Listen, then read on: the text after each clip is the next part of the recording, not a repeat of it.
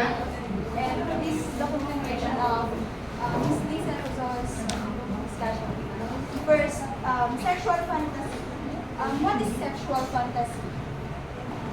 Sexual fantasy, it can happen when you are awake or daydreaming,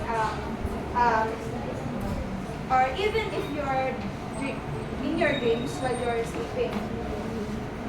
Sexual fantasies are erotic images that help you get aroused and release pent-up energy. As sexual fantasy, sexual fantasy,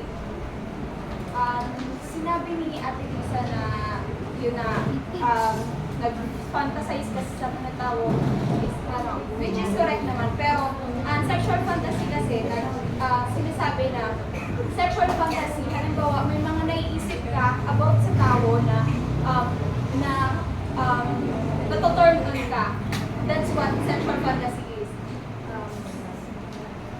Bakit nga ba nagkakaroon ng sexual fantasy ang isang tao? It may be temporary escape from reality. Ibang mga tao nagkaka-sexual fantasy dahil parang naboboard, meron sana, or wala lang, parang lang sila, naboboard. Even may mga tao na para ma-relax sila, kahit kuha na rayada ng sexual fantasy. Also, to plan out or release a future sexual encounter. Nagkakaroon sila ng sexual fantasy parang pinaghahandaan nila ang magiging future na about sa sexual intercourse. Some distinction furthermore to be made for the different states of life. The unmarried person may often reflect on erotic relations with a possible partner for life, coupled with a sense of appreciation for the divinely willed bodies inherited in sexuality. For the unmarried person, it is considered normal to fantasize a person that you think she or he is your possible partner for life. It is considered normal, halimbawa, ang isang tao is nagpa-fantasize sa isang tao na iniisip niya na magiging asawa niya. Siyempre sa relasyon, hindi lang naman about sa about sa nagkakaintindihan ka muna dalawa, or may mga common goals kayo na dahilan ng pagiging magkarelasyon nyo. Pero kapag ang unmarried person, dapat i-consider niya ang sexual aspect sa pagkakaroon ng asawa. You also consider sexual aspect like sexual compatibility and satisfaction, which are important components of healthy and fulfilling relationship. Kapag ang unmarried person na nagkakaroon ng sexual fantasy sa isang tao, ito ay tinuturing ng makakatulong sapagkat kapag nagkaroon ka ng pag nag-fantasize ka sa isang tao na magiging asawa siya,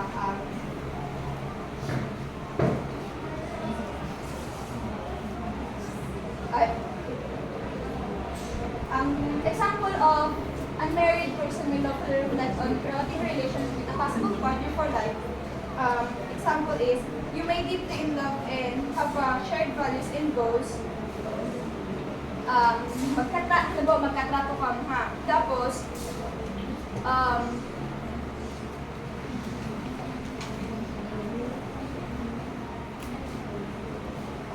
the young people who are at the dating age must include the sexual aspect in their evaluation of the community for life. That is to be tested and ultimately intended. still wider must be the moral boundary line for sexual fantasies of the engaged. From the beginning, the person who is going to marry must be aware that sexual fantasies are a more normal aspect of conjugal life. Although, as in everything else, overindulging them can lead to a problem. It talks about unmarried individual thinking about having a loving and intimate relationship with someone they might marry in the future. It is important to consider the physical or sexual part of the relationship.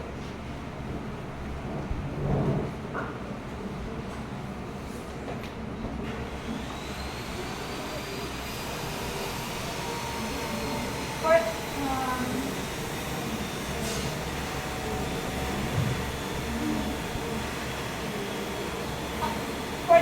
from the beginning, the person who is going to marry must be aware that sexual fantasy are a normal aspect of conjugal life, although as in everything else, indulge in them can lead to problems. A practical example of the principle from the Bible would involve a married couple being mindful of formality of sexual fantasies within the context of their relationship. However, they should also be cautious to not overindulge in such fantasies, as it may lead to neglecting the emotional, spiritual, and practical aspect of their marriage. Instead, the emphasis should be an open communication, mutual respect, and fulfilling each other's needs within the boundaries of a loving, committed marriage.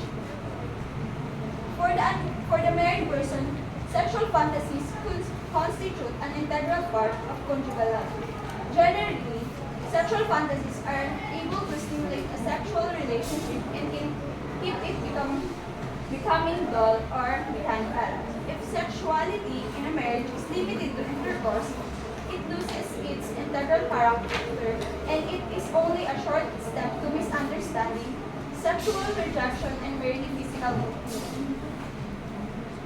It is unfortunate that so many married persons still apply moral standards of the single life to their sexual fantasies. Sinasabi din may mga tao daw na kahit married na sila, may mga tao na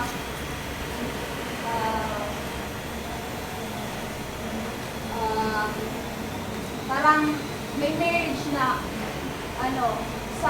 sa sexual intercourse lang naka-center. Parang di nila binibigyan ng halaga ang emotional, ang open communication na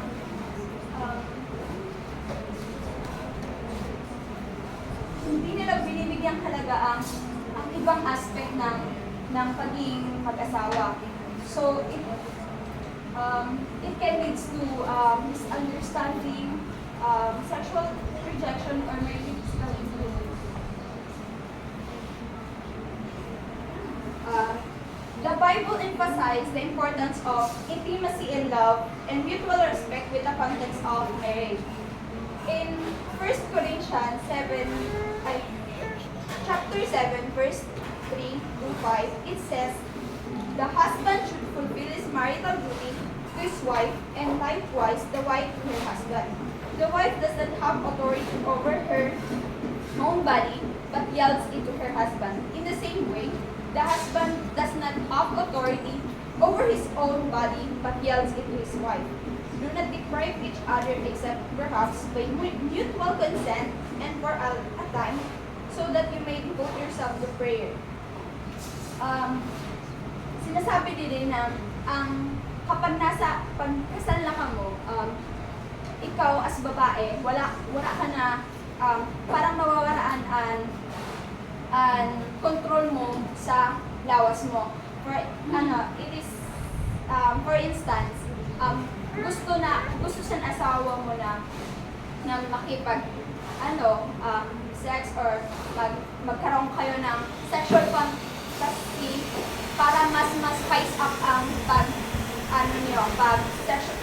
sexual intercourse. So, So, dapat, patiwan mo muna siya, patiwan mo muna ang asawa mo bago ka magkaroon sa judgment kung ano mo ba siya, ano mo bang suggestion niya over sa bagay niya or di. Pero, sinasabi na di man dahil sinabi na wala ka na control sa lawas mo is himuon mo na ang gusto sa asawa mo na mas kilabag sa sa loob mo. Ang ibig sabihin dapat na magkaintindihan ka mo imbis na mairalon mo halimbawa mag-asawa na ka mo, syempre may mga bagay na aram mo na bata ka pa, hindi mo pwede.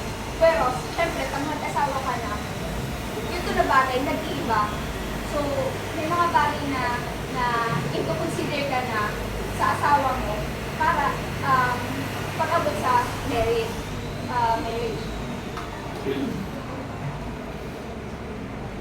This aspect highlights mutual obligation of spouse to fulfill each other's sexual needs and the importance of not withholding physical intimacy within the marriage.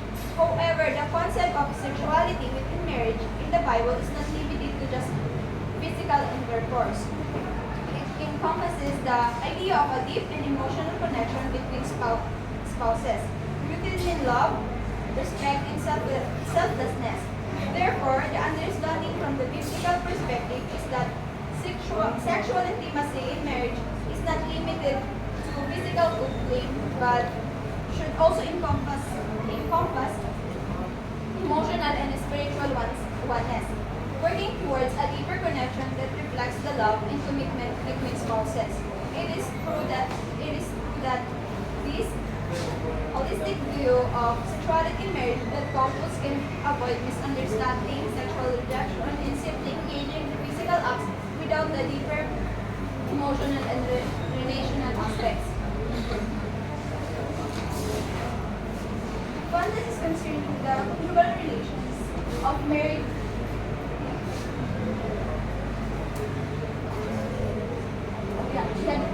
they should be.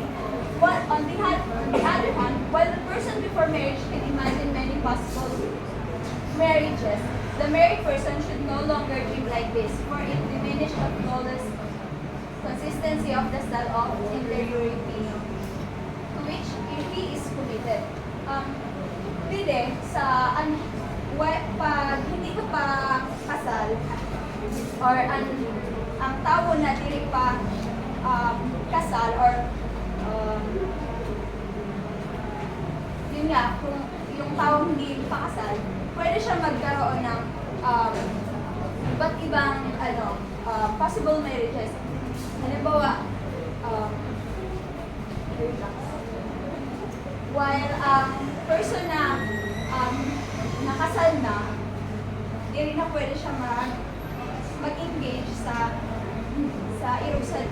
irusadan na bagay. Kasi kapag kasal ka na, magkakaroon ka ng kasalanan kapag nagkaroon ka pa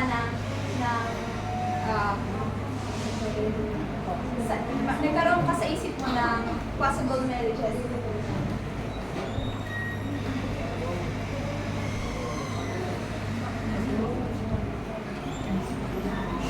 There also exists misconception among many married people concerning the kind of fantasies that are normal and permissible.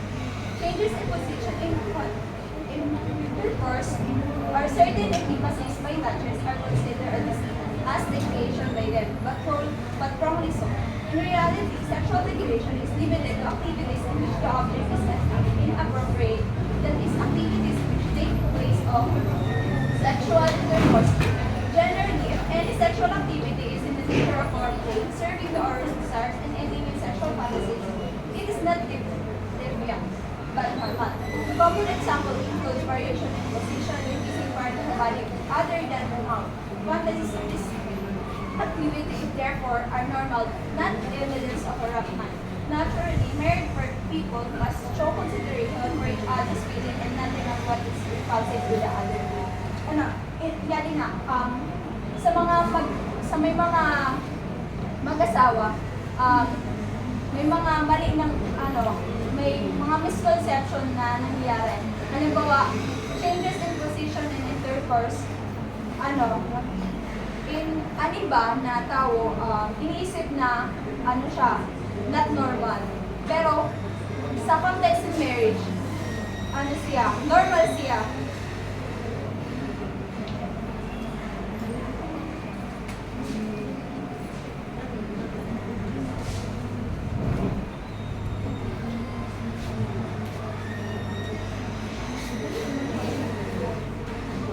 Argues that changes in positions during intercourse or intimate touches are wrongly considered deviation, and that true sexual deviation is limited to activities in which the object is appropriate or takes place in sexual intercourse.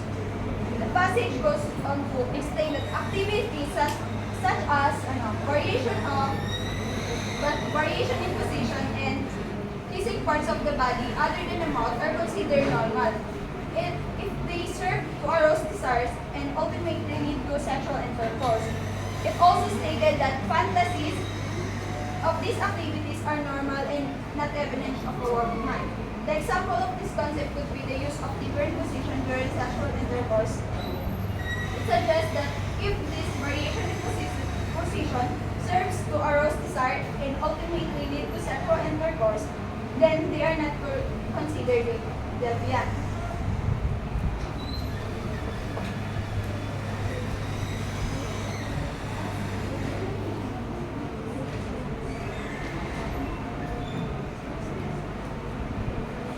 As those who definitely decided to dedicate their life with celibacy to God, they must apply stricter norms for their fantasy life. They will have to abstain from reflection on relations that cannot find fulfillment in this state of life. In order to achieve such renunciation, the religious person will have to develop a strong habit of sublimation. It presupposes great vigilance and self-denying on this regard. Ang mga tao daw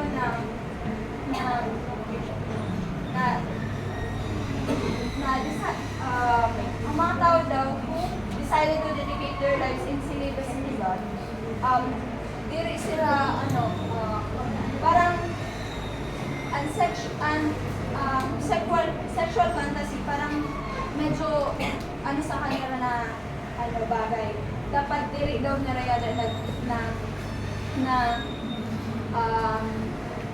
parang hindi nila dapat yung ginagawa. Kasi nga, kapag nagkakaroon ka ng sexual fantasy, pwede siya maging, halimbawa, ikaw, mga madre, di ba wala sila mga asawa talaga? Para mas may alay daw nila ang buhay nila, dapat sila nagkakaroon ng sexual fantasy na maglilid sa kanila na para magkasala sila. Ibig sabihin sila, ang mga tao na yung ng mga, halimbawa, ang pare ng madre, dapat daw, tapos yun ang mga tao na habang magkaroon sa bata, as in talagang committed sila sa Diyos, must refrain from having sexual fantasies now.